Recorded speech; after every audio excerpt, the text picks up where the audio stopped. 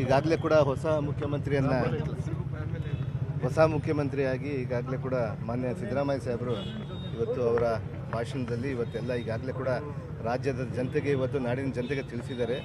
DK Shivakumar ಸಾಹೇಬರನ್ನ ಮುಂದಿನ ಮುಖ್ಯಮಂತ್ರಿ ಅಂತೇಳಿ ಈಗಾಗಲೇ ಕೂಡ ಘೋಷಣೆ ಮಾಡಿದ್ದಾರೆ. ಈಗ ತಾನೇ ನಾವೆಲ್ಲರೂ ಕೂಡ ನಮ್ಮ ಬಳ್ಳಾರಿ ಜಿಲ್ಲೆಯಿಂದ ನಮ್ಮೆಲ್ಲ ಜನಪ್ರತಿನಿಧಿಗಳು ಇವತ್ತು ನಮ್ಮ ಶಾಸಕರಂತ ನಾರಾ ಭರತ್ ರೆಡ್ಡಿ ಅವರು ಮತ್ತು ನಮ್ಮ ಕಂಪ್ಲಿಯ ಶಾಸಕರಾದಂಥ ಗಣೇಶ್ ಅವರು, ನಾವು ಅನೇಕ ಜನರು, ಜನರಲ್ ಸೆಕ್ರೆಟರಿ ಅನೇಕ ಜನರೆಲ್ಲ ಇವತ್ತು ಬಂದು ಅವರಿಗೆ ಒಂದು ವಿಷಯವನ್ನು ಮಾಡಿದ್ದೀವಿ.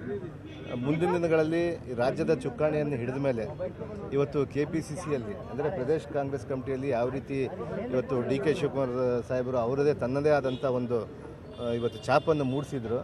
ಇವತ್ತು ಬಹುಶಃ ಹೈಕಮಾಂಡ್ ಅವ್ರ ಮೇಲೆ ಆ ನಂಬಿಕೆಯನ್ನು ಇಟ್ಕೊಂಡು ಇವತ್ತು ಮಾನ್ಯ ಮುಖ್ಯಮಂತ್ರಿ ಸಿದ್ದರಾಮಯ್ಯ ಸಾಹೇಬರು ಕೂಡ ಅವ್ರ ಮೇಲೆ ಒಂದು ನಂಬಿಕೆ ಇಟ್ಕೊಂಡು ಇವತ್ತು ರಾಜ್ಯವನ್ನು ಇವ್ರ ಕೈಗೆ ಒಪ್ಪಿಸಿದ್ದಾರೆ. ಬಹುಶಃ ಮುಂದಿನ ದಿನಗಳಲ್ಲಿ ಇವತ್ತೇನು ಕಳೆದ 8 ವರ್ಷ ಅವಧಿಯಲ್ಲಿ ಇವತ್ತೇನು ನಮ್ಮ ಮಾನ್ಯ ಮುಖ್ಯಮಂತ್ರಿ ಅವರು ಇವತ್ತು ಸಿದ್ದರಾಮಯ್ಯ ಸಾಹೇಬರು ಆಡಳಿತವನ್ನು ಕೊಟ್ಟಿದ್ದಾರೆ, ಅದರಂತೆಯೇ ಇವತ್ತು ಮಾನ್ಯ DK ಶಿವಕುಮಾರ್ ಸಾಹೇಬರು ಕೂಡ ಮುಂದುವರ್ಸ್ಕೊಂಡು ಹೋಗ್ತಾರೆ ಅಂತೇಳಿ ನಂಬಿಕೆ ಇದೆ. ದಿನಗಳ ಹಿಂದೆ ಕ್ಯಾಬಿನೆಟ್ ಸೇರಬೇಕಾಗಿತ್ತು.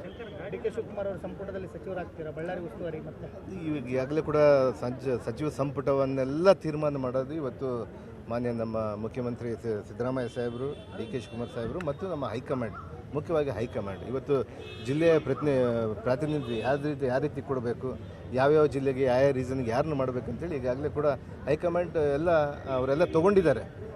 ನಿರೀಕ್ಷೆಯಲ್ಲಿ ಇದ್ದೀವಿ. ಇವತ್ತು ಹೈಕಮಾಂಡ್ ಯಾವ ರೀತಿ ತಾವು ಆಕಾಂಕ್ಷಿನ ಅಂತ ಅನ್ನೇ ಅಂತಲ್ಲ, ಈಗಾಗಲೇ ಕೂಡ ಕಳೆದ ಬಾರಿ ನಾನು ಮಂತ್ರಿ ಆದಾಗ 1 ವರ್ಷದ ಮಂತ್ರಿ ಆದಮೇಲೆ ಬೇರೆ ಬೇರೆ ಕಾರಣಗಳಿಂದ ನಾನು ಈಗಾಗಲೇ ಕೂಡ ರಾಜೀನಾಮೆಯನ್ನು ಕೊಟ್ಟಿದ್ದೆ. ಇವತ್ತು ನಿರೀಕ್ಷೆಯಲ್ಲಿ ಇದ್ದೀವಿ ನಾವೆಲ್ಲರೂ ಕೂಡ, ನಮ್ಮ ಬಳ್ಳಾರಿ ಜಿಲ್ಲೆಯಿಂದ ಶಾಸಕರೆಲ್ಲರೂ ಒಟ್ಟಾಗಿ ನಾವೆಲ್ಲ ಇದ್ದೀವಿ.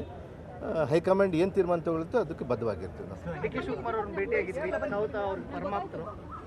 ಇಲ್ಲ, DK ಶಿವಕುಮಾರ್ ಸಾಹೇಬರು ನಮಗೆ ಭಾಳ ವರ್ಷದಿಂದ ನಮ್ಮ ರಾಜಕೀಯವಾಗಿ ನಾವು ಹೆಜ್ಜೆಗಳು ಹಾಕೊಂಡು ಬಂದಿದ್ದರಿಂದ ನಮ್ಮ ಗೈಡೆನ್ಸ್ ಎಲ್ಲ ಕೊಟ್ಕೊಂಡು ಬಂದಂಥವ್ರು ಅವರು ನಮ್ಮ ನಾಯಕರು DK ಶಿವಕುಮಾರ್ ಸಾಹೇಬರು. ಇವತ್ತಿನ ಸಂದರ್ಭದಲ್ಲಿ 8 ವರ್ಷ ಏನು ನಮ್ಮ ಸಿದ್ದರಾಮಯ್ಯ ಸಾಹೇಬರು ರಾಜ್ಯಕ್ಕೆ ಸೇವೆಯನ್ನು ಸಲ್ಲಿಸಿದ್ರು, ಇವತ್ತು ಹೈಕಮಾಂಡ್ ಮತ್ತು DK ಶಿವಕುಮಾರ್ ಅವ್ರನ್ನ ಮುಂದಿನ ಮುಖ್ಯಮಂತ್ರಿಯಾಗಿ ಮಾಡಿ 2028 ಚುನಾವಣೆಯಲ್ಲೂ ಕೂಡ ಕಾಂಗ್ರೆಸ್ ಪಕ್ಷ ಅಧಿಕಾರಕ್ಕೆ ಬರುತ್ತೆ, DK ಶಿವಕುಮಾರ್ ಸಾಹೇಬರು ಮುಖ್ಯಮಂತ್ರಿಗಳಾಗಬೇಕು, ಹೊಸ ಒಂದು ಫೇಸು ಯುವಕರು ಬರಬೇಕು ಅಂತೇಳಿ ಒಂದು ಉದ್ದೇಶದಿಂದ ಸಿದ್ದರಾಮಯ್ಯ ಸಾಹೇಬ್ರನ್ನ ಮುಂದಿಟ್ಕೊಂಡು ಅವರ ಹೆಜ್ಜೆ ಗುರುತುಗಳ ಮೇಲೆ ನಮ್ಮ DK ಶಿವಕುಮಾರ್ ಸಾಹೇಬರು ಮುಂದಿನ ಸರ್ಕಾರವನ್ನು ನಡೆಸ್ಕೊಂಡು ಹೋಗ್ತಾರೆ.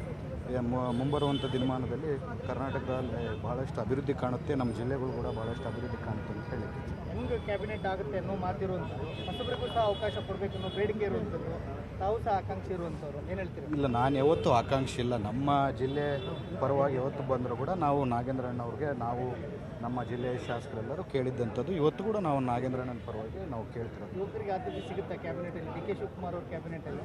ಇಲ್ಲ, DK ಶಿವಕುಮಾರ್ ಸಾಹೇಬರು ಯಾವತ್ತೂ ಯುವಕರಿಗೆ ಆದ್ಯತೆ ಕೊಟ್ಕೊಂಡು ಬರ್ತಿದ್ದಾರೆ. ಈ ಸಾರಿ ಕೂಡ ಕ್ಯಾಬಿನೆಟಲ್ಲಿ ಈ ಯುವಕರಲ್ಲಿ ಯಾರು ಒಳ್ಳೆಯ ಲೀಡರ್ಗಳಿದ್ದಾರೆ ಅಂತ ನೋಡ್ಕೊಂಡು ಅಂಥವ್ರಿಗೆ ಅವಕಾಶ ಮಾಡಿಕೊಡ್ತಾರೆ ಅಂತ ನಂಬಿಕೆ.